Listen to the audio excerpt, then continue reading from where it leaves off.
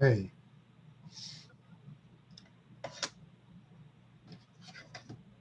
Okay, I'm going to start us with the sponsors, and then we'll get to the Gemara. A year of learning. Harvey, good. Okay.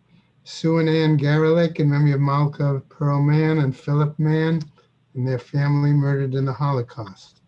Rav Tzvi Hirsch ben Shlomo Yaakov, Sarah bat Ephraim, Yisrael David ben Rav Tzvi Hirsch, Ephraim ben Rav Tzvi Hirsch, Adia bas Rav Tzvi Hirsch, Miriam bat Harav Tzvi Hirsch, Pesel bat Harav Tzvi Hirsch, Shalom ben Harav Tzvi Hirsch, Shlomo Yaakov ben Harav Tzvi Hirsch, Shmuel ben Harav Tzvi Hirsch, shall share her children and grandchildren. In memory of her uncle, founding member of BRS, Dr. Israel Brook, Yisrael ben Harav Akiva, Marcia Federbush and family. In memory of her husband, Dr. Oriel Paul Federbush, Oriel Pinchas ben Harav Shimon, Sharon and Fred Lisker, their family and many friends, in memory of her dear mom, Harriet Friedman Edelbas Yaakov. Leslie and Gail Kaplan, in memory of their parents, Harry and Marjorie Siddell and Irving and Pearl Kaplan. Friends of Avi Gitler, Avrameir ben Shimon, and Martha Gitler, Charna Bas Yeshaya. Friends of Toby Paris, Sarah Tova Bat Yisrael Dov. Friends of Malka Levi, Malka Bat Yosef. Friends of Joe Wolf, Yosef ben Chaim. The many friends of Dr. Marvin Blush, Moshe Shalom ben Yitzchak Halevi. Month of Learning by Haran and Mel Haller, in memory of her father, Yosef Eliezer ben Tzvi Hirsch. By B. Pizer, her father, Yisachar Dov ben Shmuel. Mordechai and Miriam Burr, in memory of his mother, Manya Bas Harav Shimon Alevi. Stanley Presser, in memory of his wife, Chayalea Bat Zev Cohen, HaKohen. On a week of learning by Bonnie Galb Jackson, in memory of her father, Mordechai Yoel ben Benjamin, as well as Judy and Michael Poretsky, in memory of her mother, Razel Bas Yehuda Leib. And Shemas Heaven Aliyah, Crank Rafia Veldi Yashir Shem Latliya, and L'chol B'nai Yisrael, a good Gaben Shtiyar. Amen. Amen. Hey.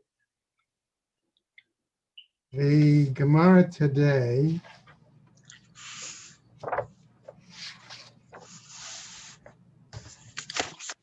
is long text, so we'll try to move along the best we can. Okay? We're on Kaf Gimel, right? Amud Aleph.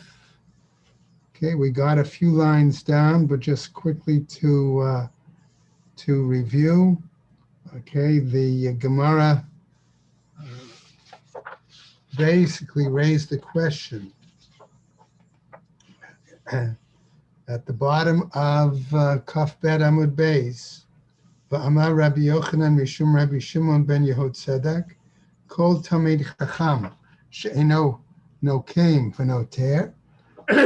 Any sage who does not, let's say, remain angry or retain anger, avenge himself like a snake, eno talmid chacham.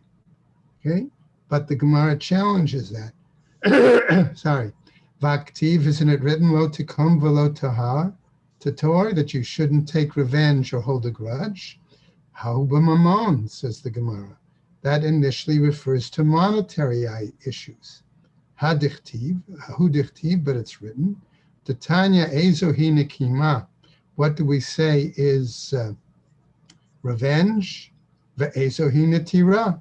And what do we say is holding a grudge? That's where we ended yesterday. And so the Gemara picks up on this braita. Nekima amarlo hishileni maglecha.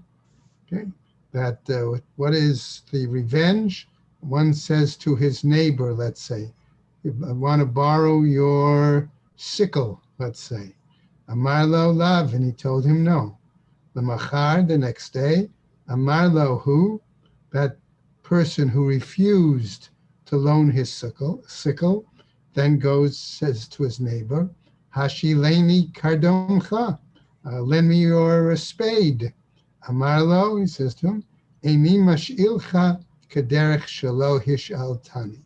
I won't lend it to you the same way you wouldn't lend to me. Zohi Nikima. Revenge. That's revenge. Revenge. Ve'ezohi Nitira. And what do we say is holding a grudge? Amarlo, he said to him, Hishileni kardomcha. He asks if we can borrow his spade. Amarle, he said to him, lo, tells him no. Lamachar, the next day, Amarle Hishileni chalukcha. The next day he asks, can I borrow your garment, your cloak, your whatever? Amarlo, and he says to him, Helech eini kmotcha shelo hishaltani. See, I'm not like you, that I don't loan it. Zohi netira. That is bearing a grudge. Now, v'tzara de gufa lo. But what about the fact if there's direct, let's say, bodily harm? Okay, v'hatanya. Aren't we taught elsewhere in the Braita? Okay, hane'elavin ve'enan no'elvin. Those who are, let's say, I want to say reproached, embarrassed, okay, but don't embarrass others. Shom'in cherpatan ve'enan meshivin. They hear their reproach, but they don't respond. Osin mi'ahava usmechin b'yisurin. Okay, they are willing to take these this reproof, this behavior with joy. In other words, acceptance that Hashem brought it on them, and they are willing to rejoice in their sufferings. Alehem hakatuv omer, and about them, the text of the Torah tells us, V'or havav k'tzeit hashemesh b'gvurato, but that they love him can be like the sun that comes forth in the morning and the night, and with all its strength. Okay, la'olam dinakit le belibe. No, the Gemara says what happens is that always the sage is to hold this in his heart, so to speak, to keep it in mind without carrying out an act. V'ha'amar Rabba, but didn't Rabba say, Kol hama'avir al midotav, ma'avirin lo al kol pisha'av, that one who retains, holds back his, let's call it revenge, retaliation, okay, that Hashem is going to account it to him, okay, as something positive. Morning, Gordon. Right? Right? So what happens? Right? In other words, we'll deal with his own sins. The answer, says the Gemara, the mefaiso le umefayes. Is that the person accepts the reconciliation, the apology, okay, and then the apology is given and accepted. Okay. Now we get to a new piece from the Mishnah. Okay. Umahein motziin echat oshtayim. So we said that when these two fellows raced to the top of the ramp, okay, and if they were looked pretty close to being tied, okay, equal, okay, they raise either one or two fingers. So the Gemara says hashta shtayim. Here it says two. Motzi'in echad mebai. So then why did it have to bring up the issue of raising one finger? Why even ask that? Amar Rav Chisda, says Rav Chisda, lo kasha. It's not necessarily a problem. Kan bebari, kan bechole. Here we talk about somebody who's healthy and then able to raise one finger. Here we're talking about somebody who is ill and therefore they have difficulty raising, and so therefore they have to, all they can do is raise the two fingers. V'hatanya, says the Gemara, but aren't we taught in the following Braita? Echat motzi'in, shtayim, and motzi'in, that one finger one puts forth and not two fingers. B'med varim amorim. What are we talking about here? B'bari, in a healthy person. Aval b'chole, but with a sick person. Afilu shtayim motzi'in. Even two, then the person can put out. So the Gemara then says, V'hayechidin motzi'in shtayim, ve'ein monim lahen ela echad. Okay, and there are individuals, I'll put it this way, okay, that cannot sort of manage putting up just the one, and so they put up two fingers, but it's counted as if it's one. Okay, so Gemara now has an interesting question here. Ve'ein monim lo ela echat. But it said, doesn't it say that you only count it as one? Vahatanya. But we have another braita that raises the following statement. Ein motzi'in lo shalish velo godel mepnei haram ma'im. That one does not raise either the middle finger or the thumb because of, let's call it, want to call it cheaters, want to call it inappropriate tricksters, deceivers. Ve'im hotzi shalish. And if he were to raise the middle finger, monim lo, we count it. Godel ein monim lo. If he raised the thumb, we do not count it. V'lo od, and not that, but furthermore, shelokeh min hamimuneh b'pakia. But not only that, but that the authority over the Kohanim actually is going to give him lashes. My monimla, what do we mean we count it? Nami achat, also as only one. My pakia, what do we mean by lashes? Amar Rav, says Rav, madra. Madra is a kind of whip. My madra, what do we mean by madra? Amar Rav Papa. Rav Papa explains it as follows. Matarka, it is a kind of Arab whip, the tiye of the Arabs. Tapasik reshe, where the end of the whip is divided into sections. Used to be called, and sometimes ever hear of cat of nine tails? 9 tails. Right? Exactly. Okay. Amar Abai. So Abai then responds. Meresh hava amina haditznan ben babai.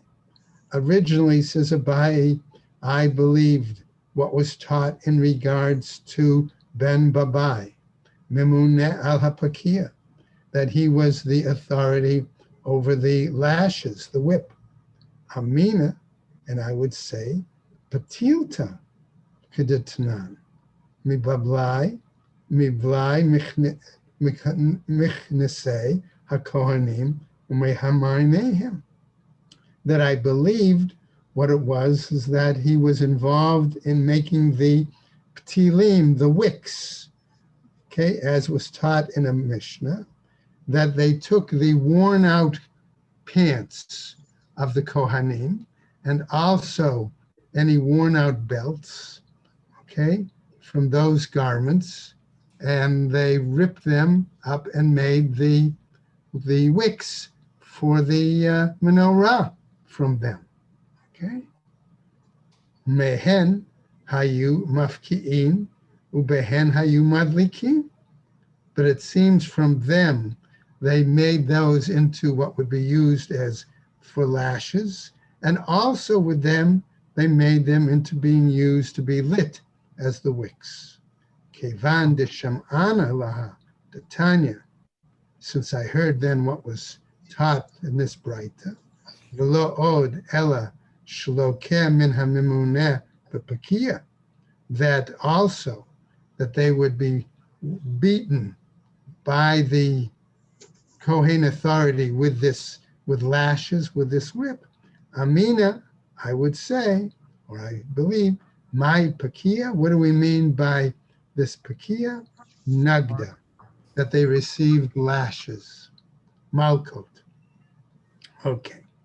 Rabbi, Yeah. Rabbi, in just 10 seconds, with the idea of putting up the fingers, what was the problem with that? What was the big sin in putting up a second finger or whatever? Okay.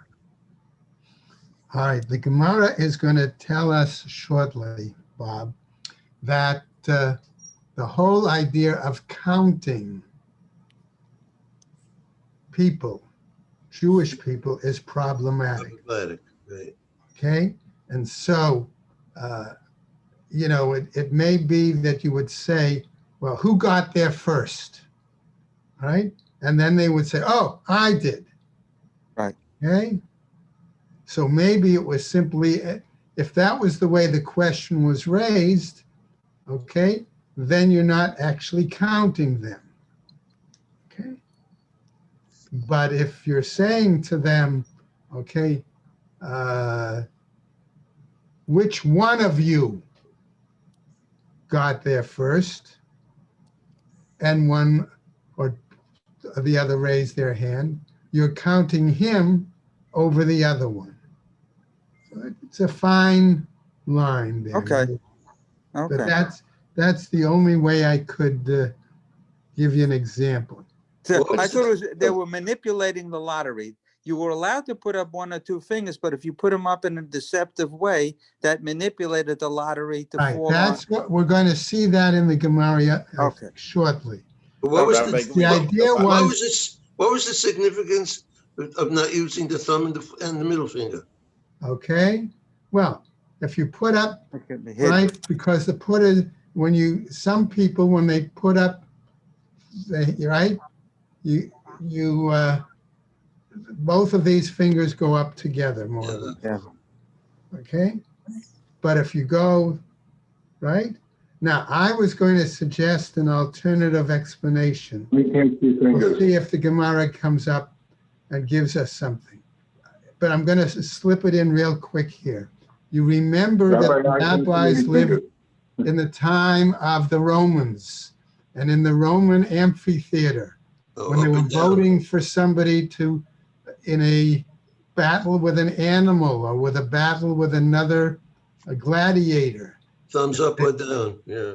Right? What was the symbol that they did for life or death? Thumbs up or thumbs down. Okay?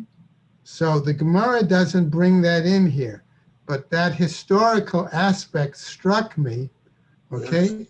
Because also when they said later on in the lottery, when the Kohanim were basically in a circle and they had to be counted, okay? It's one thing to raise a single finger or two, but here, right? Raising a thumb, you can't be sure, right? Maybe it's not seen, or maybe it's, right? So that deceit is the issue. Let's Rabbi Green, the lottery is only between the two people who were tied. No, later they did a lottery for other things too, remember? Oh. Right? The Gemara is going to tell us. Let's go on. Ma'aseh shahayu shnehem shavin. Here's where the two were equal. V'ratzin v'olin b'kevis, said the Mishnah. And they run up the ramp. Tanu Rabbanan, says the Braita. Ma'aseh b'shnei kohanim, shahayu shnehem shavin. A situation occurred where there were two kohanim that were equal. V'ratzin, and they ran up. V'olin b'kevis, and they went up the ramp.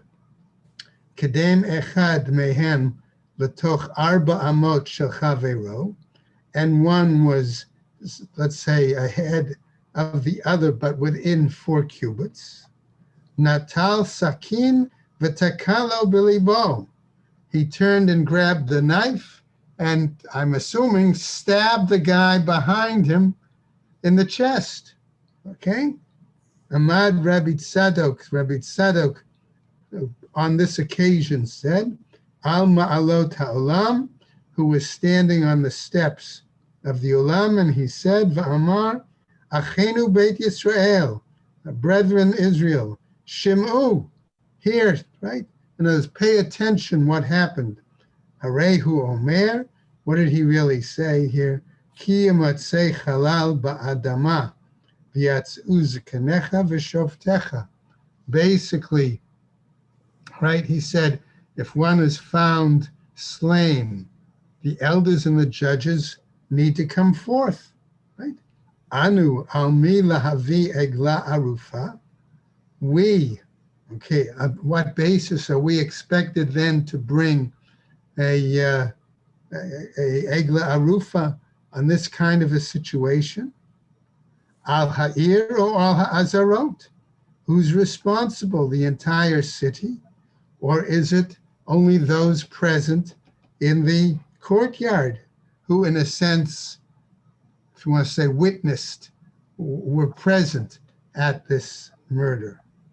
Rabbi Green, why did I talk about a Negla Rufa? They saw who did it. Right. Well, we're going to see. The Gemara is going to explain that, Zev. Hold on. Okay? In other words, it would seem that Egla Arufa doesn't apply, is the impact of Zev's question, right? Egla Arufa is only a situation. It's a doubt.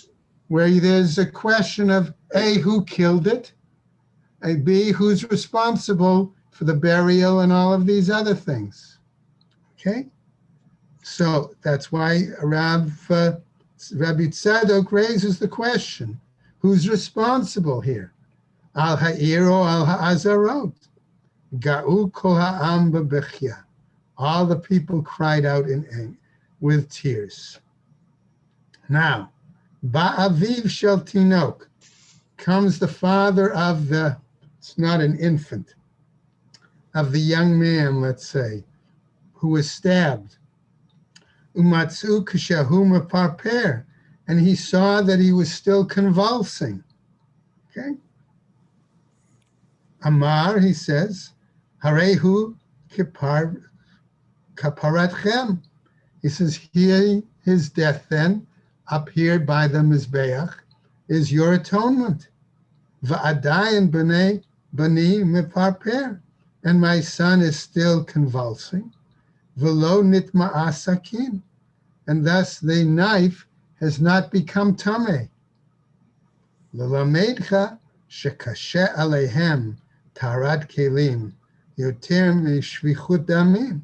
This seems to be teaching us that it was more difficult for them, the issue of the purity of the utensils than death,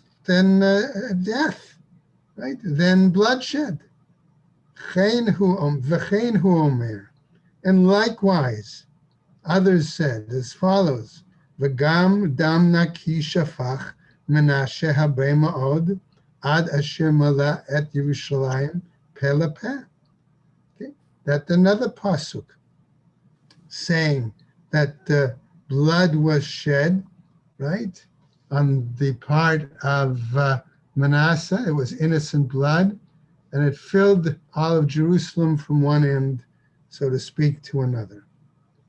Hey, Ma'aseh Kadim, asks the Gemara, so which incident occurred first? All right, the one who fell off the keves because he got pushed and broke his leg, or the incident of the one that got stabbed? Ilema d'shvichut damim. If we're saying that the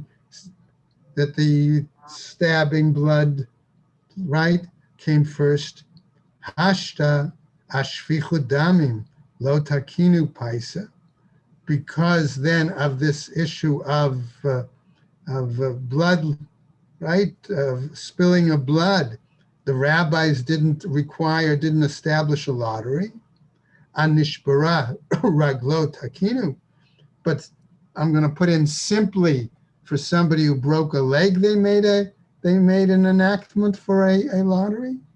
Ela de nishbara raglo kadim, but it must have been that the situation where the fellow got pushed off the ramp and broke his leg, that must have come first.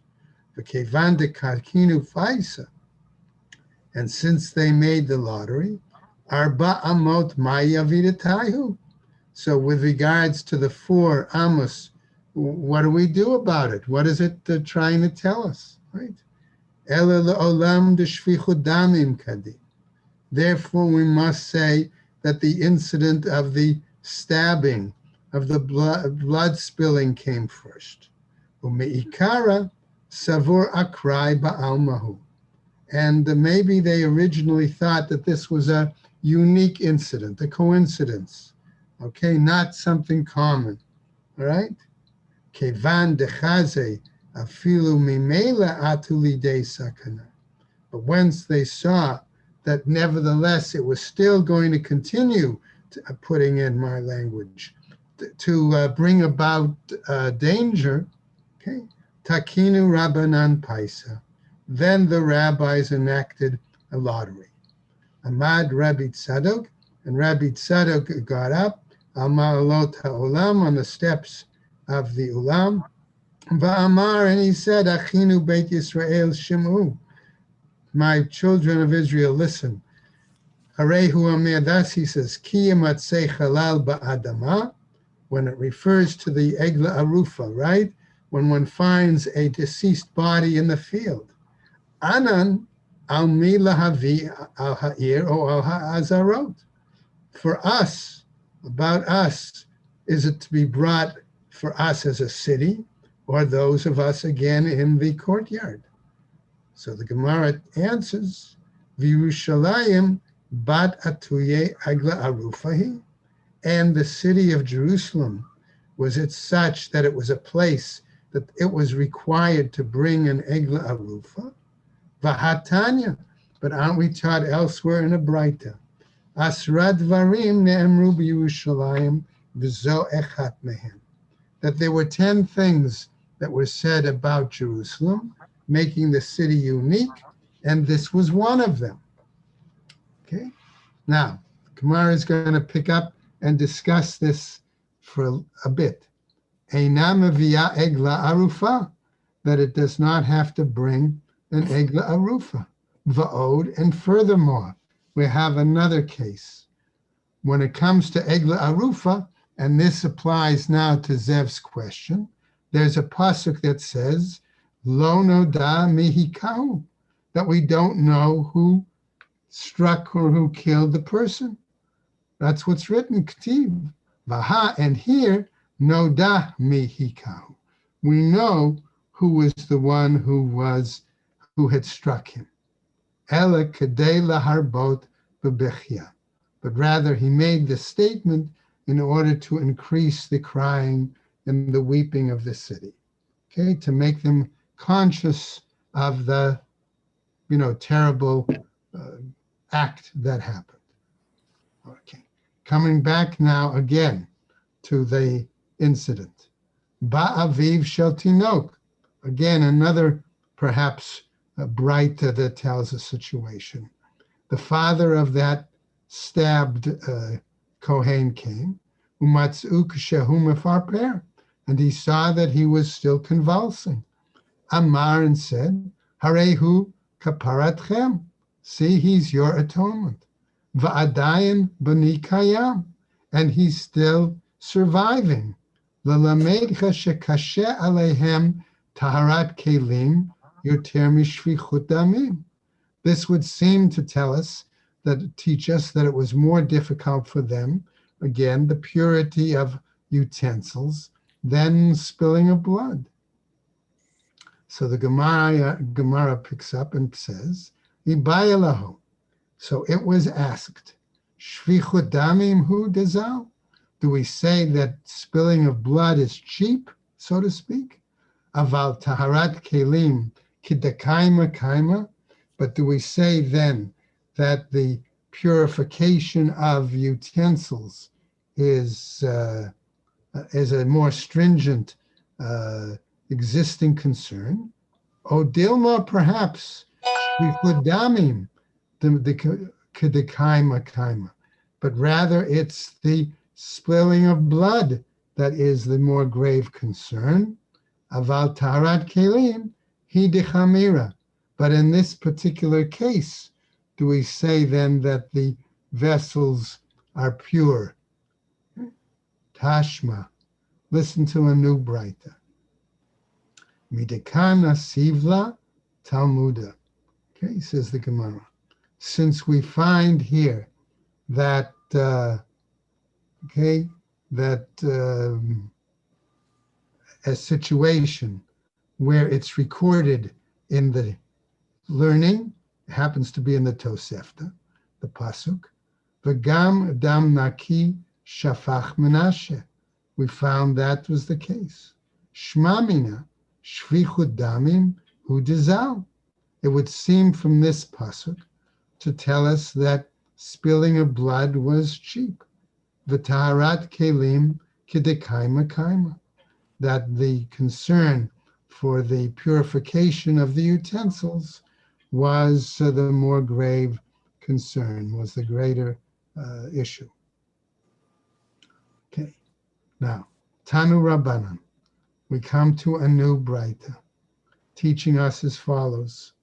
Upashat v'lavash begadim acherim v'hotzi et hadeshen. It says in the pasuk that he changed his garments, put on other garments in order to carry out the ash. Shom'eni kederech yom haKippurim. This sounds a lot, and says, I learned from this that it seems similar to the day of Yom Kippur. Sheposhet bigdei kodesh v'lovesh bigdei chol. That he removes his holy garments and puts on common, let's say, everyday garments.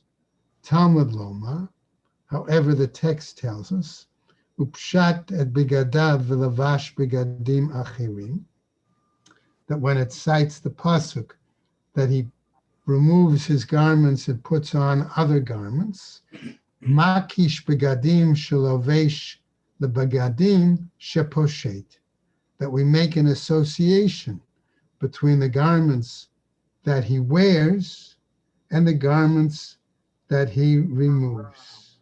Okay? So remember that on Yom Kippur, the Kohen Gadol wore 8 garments, but then for the Avoda on Yom Kippur, for parts of that, he changed into the, let's call it the normal 4 garments. Malahalan Bigdei Kodesh, Afkan Bigdei Kodesh. Okay? So the same way the earlier garments are holy, so the latter garments are holy. Imkain, if that's the case, says the Gemara, Ma Talmud Lomar Acherim. What then does the text mean when it says other, implying other garments? Pechutin mehen. We're going to call them inferior, less quality. Okay. In other words, if he's got the job of removing the ash, okay, he puts on even less significant garments. Rabbi Eliezer Omer, says Rabbi Eliezer, Acherim v'hotzi. He connected the words, others, and he took out. Limeid al hakohanim ba'alei mumin sheksherim lahotzi hadeshen. That according to Rabbi Eliezer, I'll call it the conjunction of others and carrying out, comes to teach us that those Kohanim who were found to have a mum and therefore could not do the avoda, nevertheless, they are fit to do the Trumat Hadesha. Okay, to clean the mizbeach, the ashes from the mizbeach and remove it. Now, Amar Ma, another master says, Achirim, Bechutin mehen. No, that means it's inferior from them.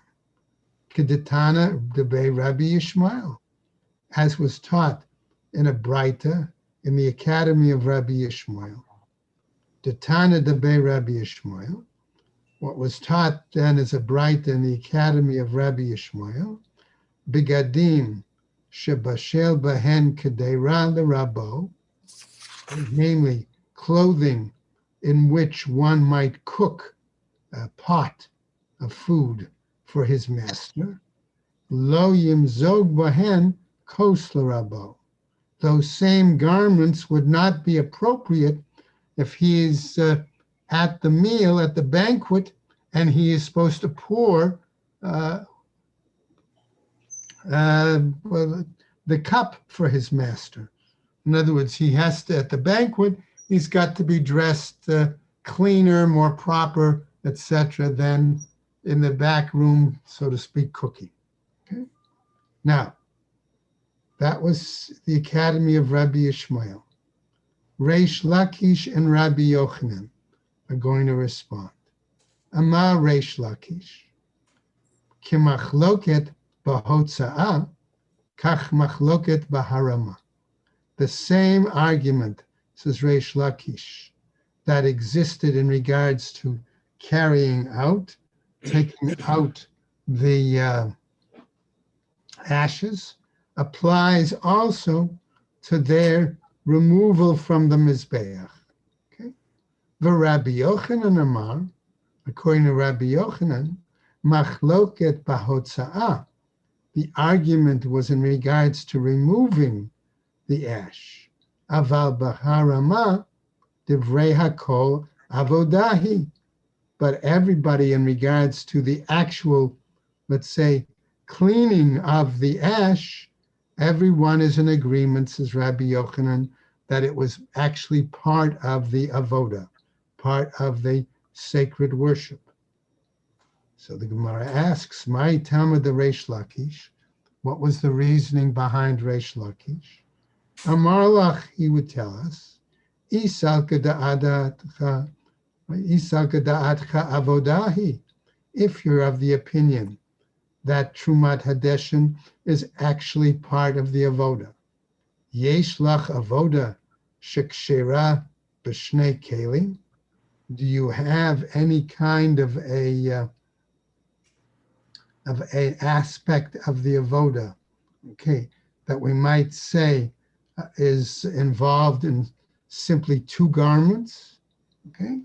In other words, so let's say the two garments being that the one could have just have pants and the over tunic, that's all. Rabbi Yochanan, Gale Rachmana, B'ktonet, Ub'mechnasayim, right? But Rabbi Yochanan argues as follows, that says that the Torah refers to the fact, he says, that what we're dealing with here, okay, but that it also includes other aspects, the ketonet and the, right? Not only those two, v'hu adin l'mitznefet v'avnet. Okay, it doesn't only talk about two garments, but by referring to the pants and the tunic, it's also referring to the, call it the mitre, the headdress, and the belt. So the Gemara asks, Umay shnahani? Okay, so what then is the difference between them? Okay, mido, right? The answer is we have the phrase mido bad.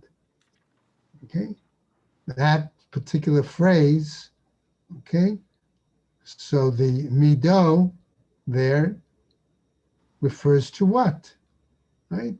Mido bad seems to refer to linen garments. Mido kemidato. When we say that it's his mido, okay, his, let's call it measure for the moment, it's his proper measure. Michnasei bad, that must refer to the pants, right? The right, his breeches, okay? As was taught, the Kedetanya, minayin shelo yehe davar kodem lemichnasayim.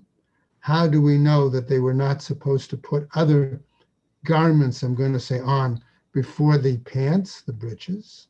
Shene amar, we have a pasuk that says, umichnasei bad yilbash al bisaro.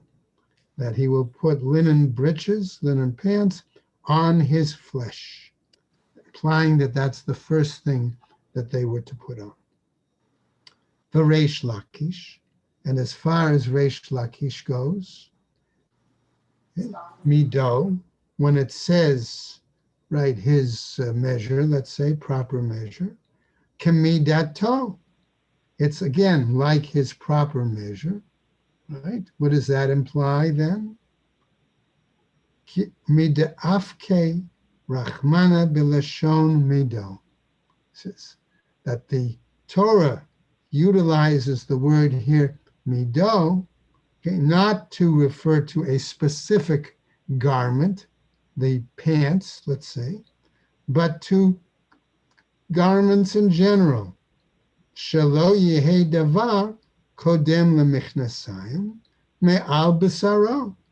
Namely, that there should not be anything else put on these other garments before he puts on the pants, the breeches. Me'al b'saro nafka nema ketanai. Okay, and that's what he derives from the words from me'al b'saro. Okay, but that's I want to use the word condition, but that's the essence of what has to come first. Okay, al b'saro. Okay, should we then say that this issue of which garment comes first and it goes on his flesh is a machloket tanaim? Matam lomar. Doesn't the text tell us? Yilbash lahavi mitznefet va'avnet laharama.